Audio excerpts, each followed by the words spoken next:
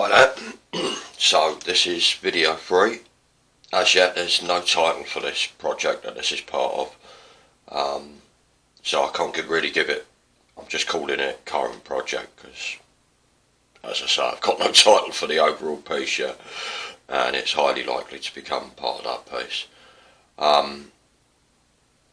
Yeah, so what my intentions are to do with today's footage is to get these background areas mapped in and get a bit of what I touched on yesterday. If you watch video 1, part 1, where you can see things starting to merge across from the portraits, but I want consistency in the portrait first, in the portrait. But the way I go about doing that is you get the background sorted out first. So that's what I'm going to do here for a little while. Try to keep chatting through it, but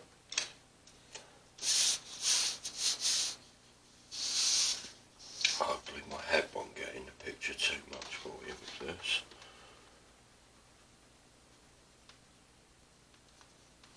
I think you're getting a much better version of than you were on the previous camera angle I had. So I've maintained it, even though it's a pain in the bum for me.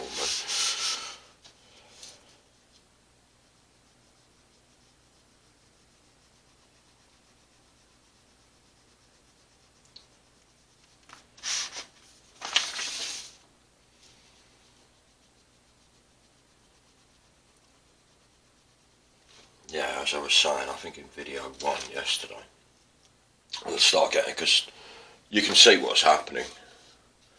The blurring of that boundary, because there's similar tonal gradations in the hair as what I intend for the background. That line becomes a lot less confirmed as I sort of pitch down the background, tonally speaking. And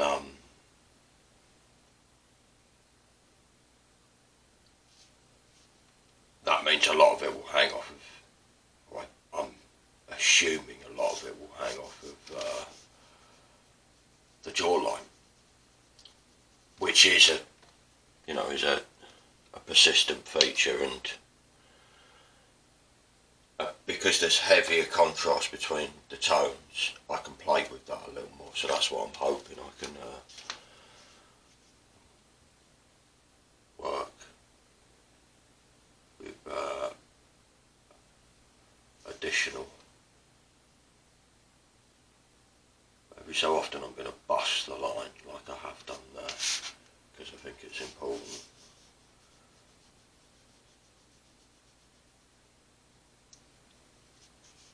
Try to remember that my idea about what's in the image isn't.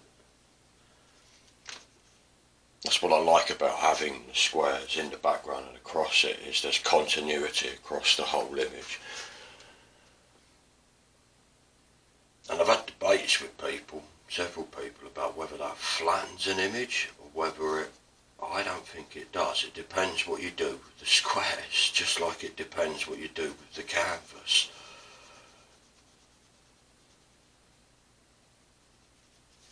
But I know people of a, shall we say, a more expressive. So I'm not scared of doing it at all. If you look what's behind this very image itself, it's quite expressive. But it's so early on in the image making process, you can barely see it by the time I've got it to here. But there's evidence of it. You can see where I've lifted and put extra paint in, but I'm quite slapdash with it, and then there comes a point where I put the grid over the top of it, and that's it. I stick within those confines but I might not do when I come back. This is why I'm working on this one specifically the way I am now, is because I can work out. It's almost, well, it is, like I said in the previous 2 videos, it's like a sketchbook for me.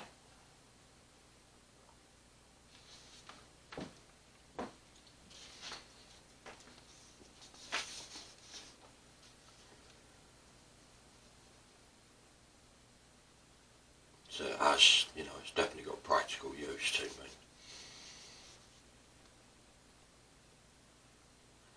Which is always a bonus.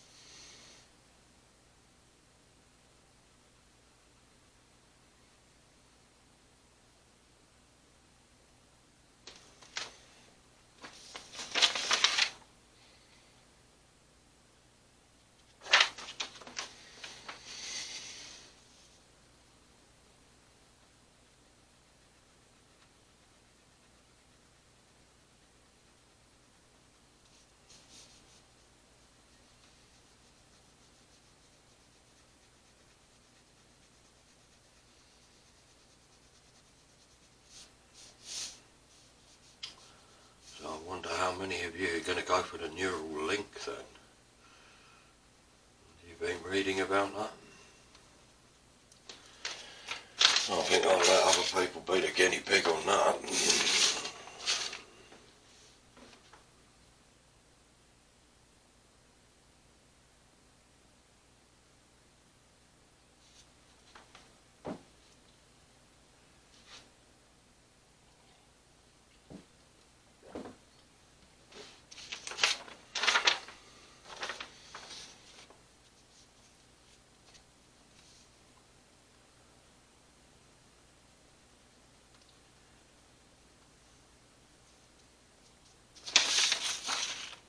Bit over here, I think.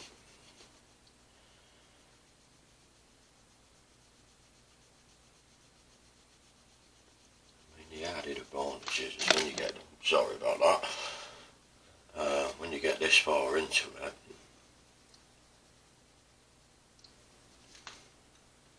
you can, if you so wish, it can all be paint by numbers, colour by numbers. And something I'm exploring with an artist friend of mine at the moment is turning these into jigsaws. Oh dear, I'm glad I don't play jigsaws, because this would end up chucked across my studio floor. That's what would happen. But a big A1, which obviously the original is A1, so all I'd have to do is take a scan of the original.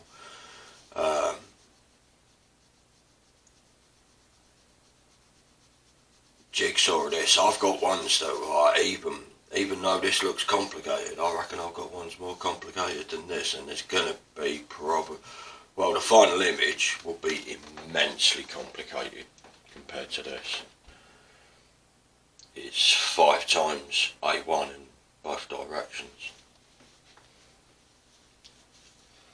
or just shy of it. It's going to be big. You can work it out from the numbers I've given you for already about how many squares there are across it. There's only a certain amount of algorithms that play out a squared number to give you that number that I've given you already. There you go, there's a little test for you. Make you go and watch the video.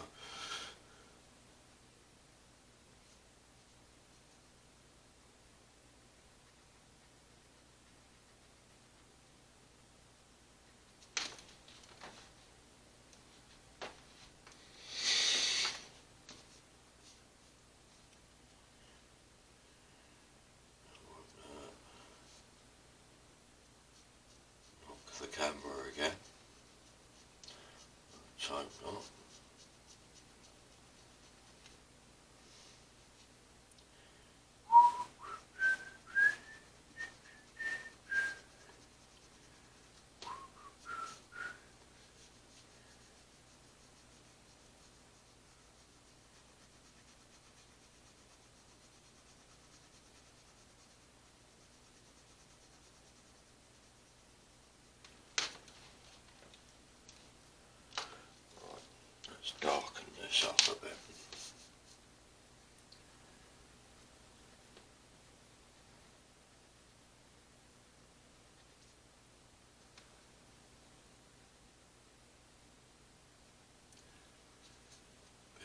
continuity of tone.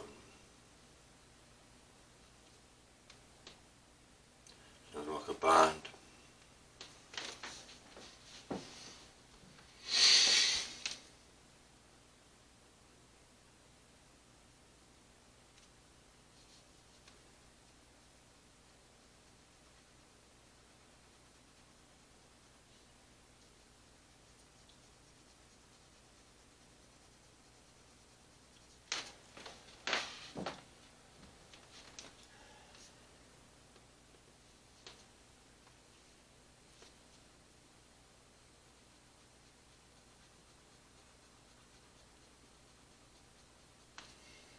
I suppose when I'm working across like this, I'm looking for things that are, where I can see too much balancing out between colours.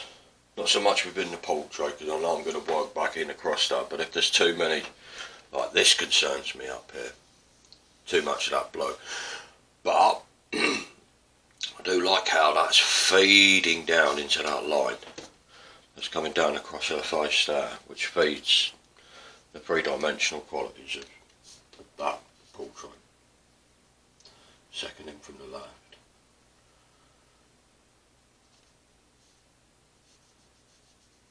Becomes very interesting working like this, because you never really, it's not like you can go, oh, I know that's right. There isn't that aspect to it. And if you stop and give it a lot of consideration, it's easy to double back on yourself.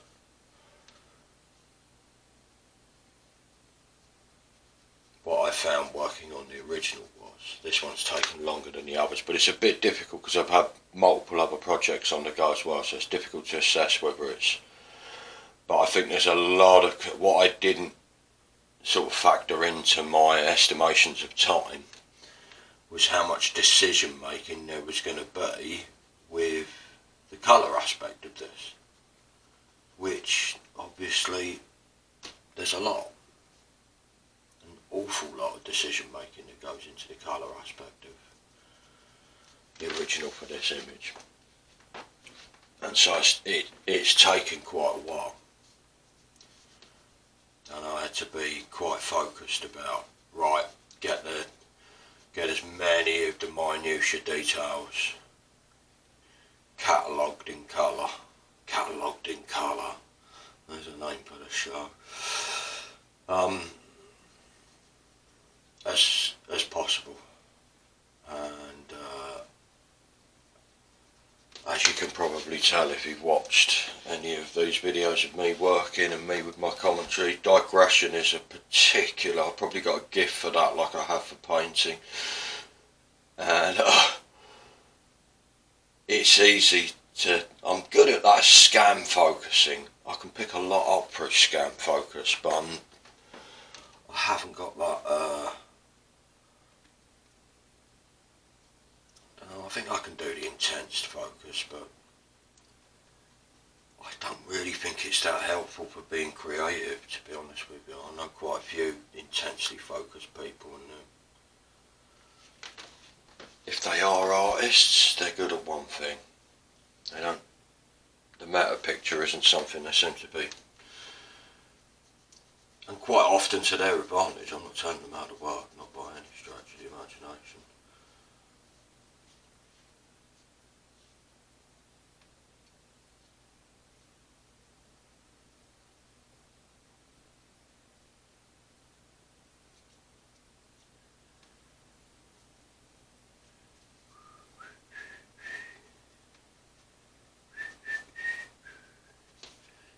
Whistling there, tuned to that. 9 Perfect Strangers, which I can highly recommend on Amazon.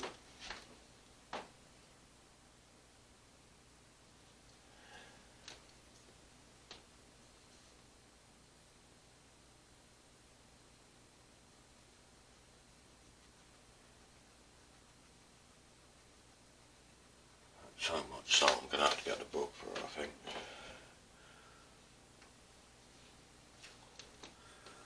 As I I suspect, as is usually the case, the book is gonna be way better than the production that attracts you to it on the telly or on the big screen.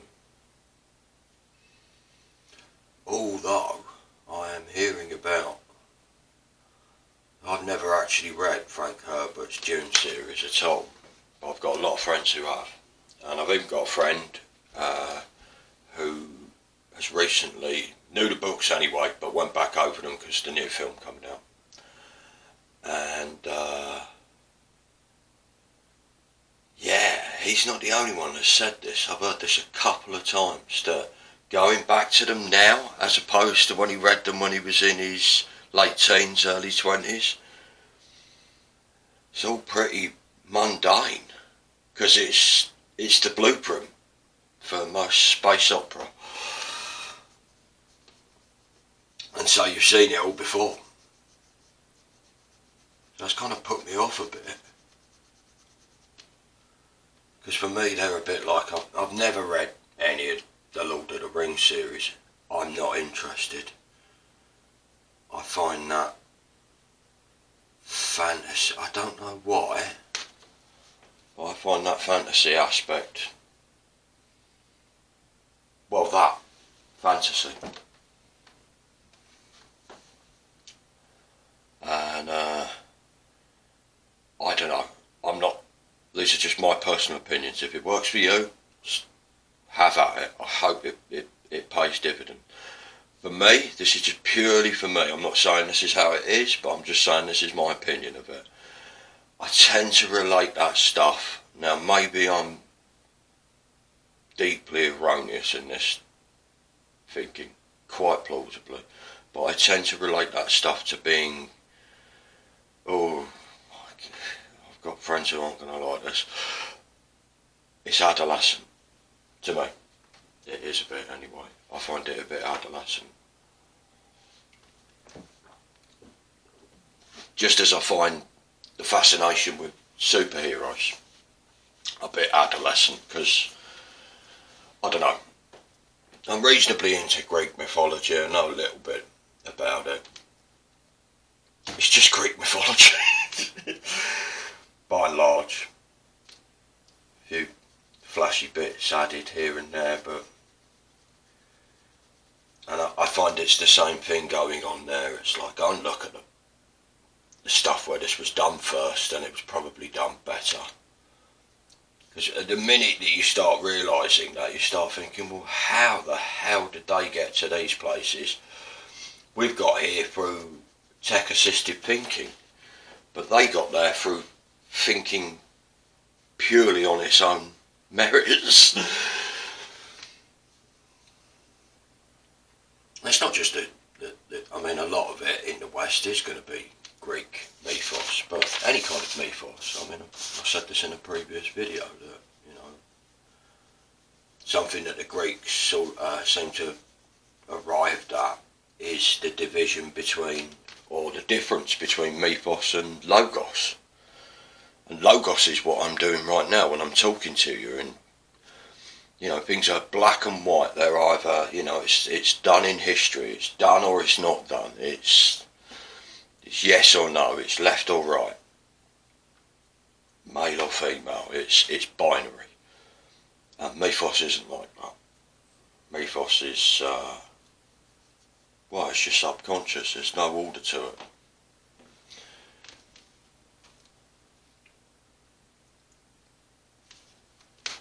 You know, how many times have you had, I've had a number of ideas, and I don't sit and think about where the idea came from. I run with the idea. Because if I sit and think about it's like questioning where your talents and abilities come from. Is it practice, or is it genetic? What is it? Is it nature or nurture? There you go, that's logos, dealing with the mythos of what you sell yourself as a lifetime personality.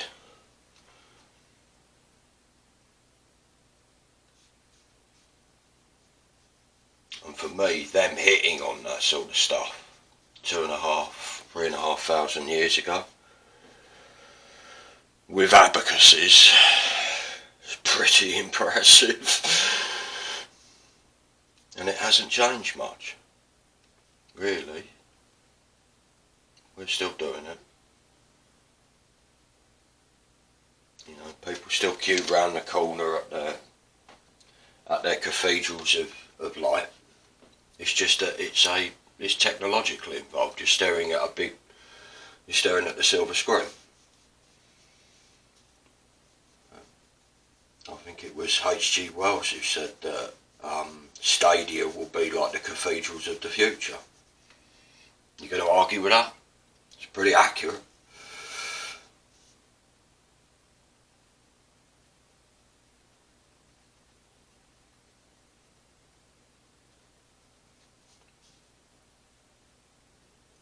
What is going on in sci-fi?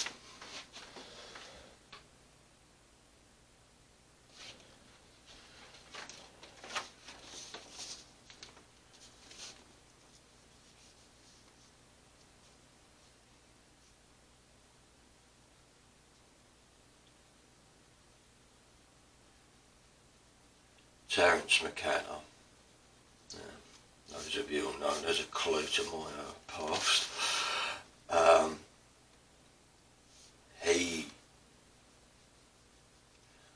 He apparently, I like this quote, whether he said it on, whether you can find it or not, because there's some dispute over where it can be found, but it's, I've heard other people reiterate it. I trust they're pretty sure they've heard Terence McKenna say, and the line is this: science fiction is the gateway drug to psychedelia.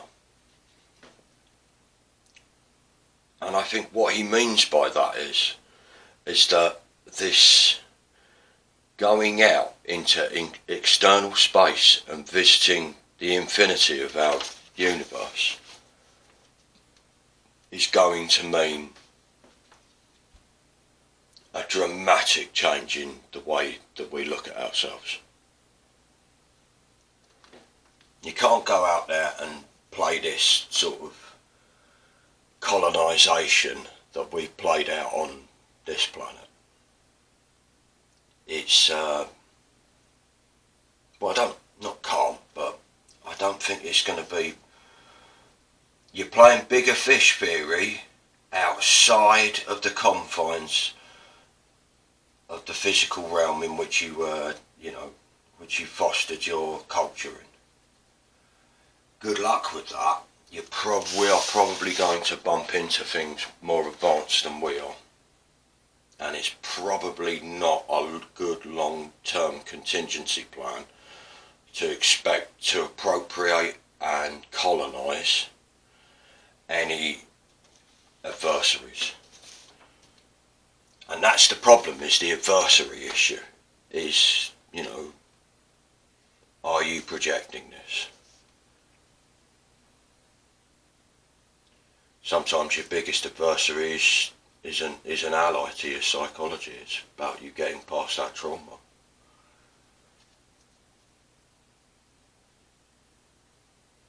And I think that's why McKenna says what he says about it being the gateway to psychedelia. And I think that people like, I can't remember, the guy directed 2001. Can't remember his name, that's appalling, Josh. Anyway, you know who I mean. 2001, the reason it was such a hit with like the psychedelic, that emerging psychedelic culture at the time, because when they released it over here, it bummed. It really bummed. And yeah, I mean, it literally, the metaphors are all over that film. All over it, about, the mathematics of deities, because all the monoliths have the same ratio of dimensions, which is interesting, ratio of dimensions. The metaphors of going into the brain that Bowman has to do at the end to shut Hal down. I don't know whether, and I don't want to spoil it for you, but in 2010, which I wouldn't recommend the film, I'd read the book if I was you, but in 2010 when they revisit Hal, you find out why Hal did what he did. Completely human. He was told to lie. Sorry if I've spoiled it for you, but it is a film that is nearly 40 years old, and a book that's older than that, but that's why Hal does what he does. That's why he kills, or tries to kill Bowman and the co-pilot, who he does kill, because he's given conflicting directives. And obviously that's very difficult for a thinking machine, and it raises the question, what is thinking? You know, and I think that that's being asked when he goes into that room and starts shutting down. He shuts down language for Hal, doesn't he? You can hear it. He goes through, I think the piece of equipment that they're using there is a military piece of equipment. You hear it in shares, songs, and also it's a vocoder, and you can and stare. As he loses his voice, it staggers up and down the pitches.